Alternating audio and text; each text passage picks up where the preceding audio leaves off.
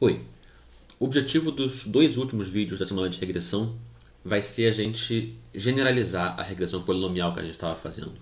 Então vamos só lembrar como é que funcionava a regressão polinomial. A gente queria encontrar um polinômio, vou chamar de p de x, que fosse bem ajustado a um certo conjunto de dados. E para a gente fazer aquelas contas com a matriz de Vandermonde, o importante é que esse polinômio podia ser escrito como uma combinação linear das potências de x. Então a gente tinha o 1, o x, o x2 e o x3, por exemplo, caso a gente quisesse um polinômio de grau até 3, né? E aí a nossa missão era descobrir quais que tinham que ser os coeficientes que a gente tinha que botar aqui na frente de cada potência do x para obter um polinômio que fosse o melhor possível. E aí, como a gente queria que esse polinômio p de x fosse parecido com os dados num certo conjunto de valores xi, a gente tinha várias equações, uma para cada xi, e aí a gente juntava essas equações todas numa equação matricial, cuja matriz era assim, né, com uma linha para cada xi. Cada linha dessa aqui, quando multiplicada pelo vetor de coeficientes C0 até C3, vai dar justamente esse p de x aqui. E a nossa questão agora é que essas potências de x aqui, elas são funções bastante especiais, mas elas não são tão especiais assim. Então a gente pode generalizar isso aqui um pouquinho para fazer regressão sobre uma base de funções qualquer. Então, se antes o objetivo era encontrar um polinômio, agora o nosso objetivo vai ser encontrar uma função mais genérica, que eu estou chamando aqui de m, de modelo, e a gente vai supor que essa função m pode ser escrita como uma combinação linear de funções especiais, que aqui em cima a gente sabia quais eram as potências do x, mas agora podem ser funções mais genéricas. Então eu vou dar um nome para elas, eu vou chamar de x0, φ0 de x até φp-1 de x. E de novo, o meu objetivo é escrever esse m como uma combinação linear das funções φ, e para isso eu tenho que descobrir quais são os coeficientes que vão aparecer aqui na frente, multiplicando cada um dos φj's, e que eu posso continuar chamando de C0 até Cp-1. Então a regressão polinomial é um caso particular desse esquema mais genérico aqui, em que a gente está fazendo φj de x igual a x elevado a j. Bom, dessa vez a gente vai querer que o m de x0, por exemplo, seja parecido com y0, e a gente sabe que a gente quer escrever esse m de x0 como um c0 φ0 de x0 mais etc mais cp-1 φp-1 de x0, e idem para cada um dos outros xi's até o último xi, que é o x, estou chamando aqui de n-1, né?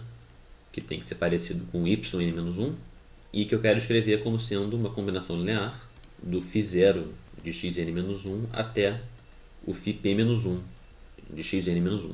E de novo, se eu colocar essas n equações aqui em uma única equação vetorial, eu consigo escrever o lado da esquerda como um produto, né, de uma matriz vezes o vetor de parâmetros.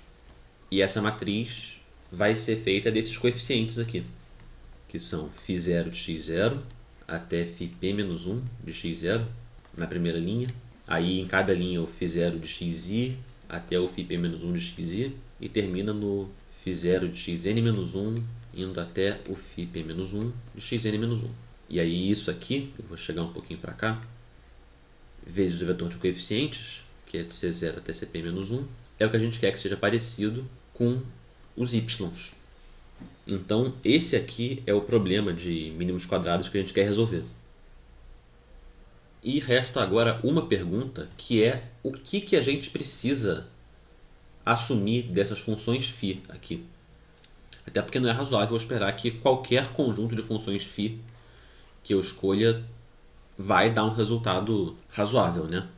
Então o que a gente precisa pedir dessas funções φ aqui? Tem uma condição intuitiva, que é o fato de que a gente tem que ter algum motivo prévio para estar modelando os nossos dados usando essas funções φ. Quer dizer, a gente precisa assumir que é possível encontrar alguma combinação linear das funções φ que aproxime razoavelmente bem os nossos dados. E tem uma segunda condição, um pouco mais técnica talvez, que se a gente lembrar do vídeo de mínimos quadrados, a gente vai levar que a gente estava pedindo para essas colunas da matriz serem linearmente independentes. E até agora a gente não estava se preocupando muito com isso.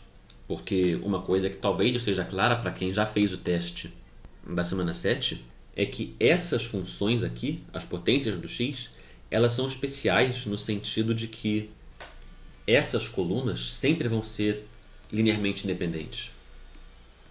Desde que, é claro, a gente tenha dados o suficiente.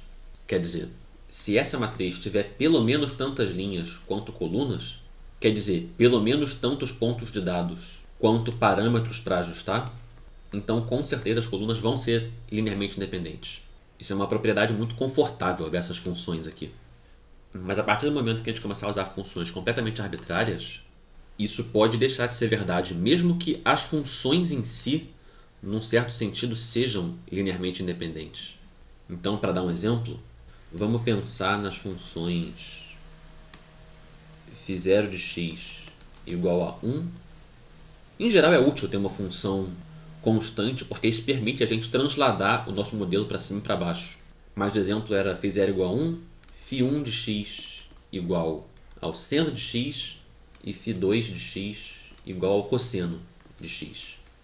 Se a gente escolher x0 igual a 0, x1 igual a 2π, x3 igual a 4π e x4 igual a 6π, os pontos são todos distintos, mas a gente vai ter um problema nessa matriz aqui. Para a gente pensar no último exemplo, vocês podem pensar o que vai acontecer com essa base de funções aqui. φ0 igual a 1, φ1 de x igual a x e φ2 de x igual a módulo de x. Será que você consegue encontrar um conjunto de pontos x, y, tipo esses aqui, que faz essa base de funções dar errado? Quer dizer, que faz essa matriz ter colunas que são linearmente dependentes?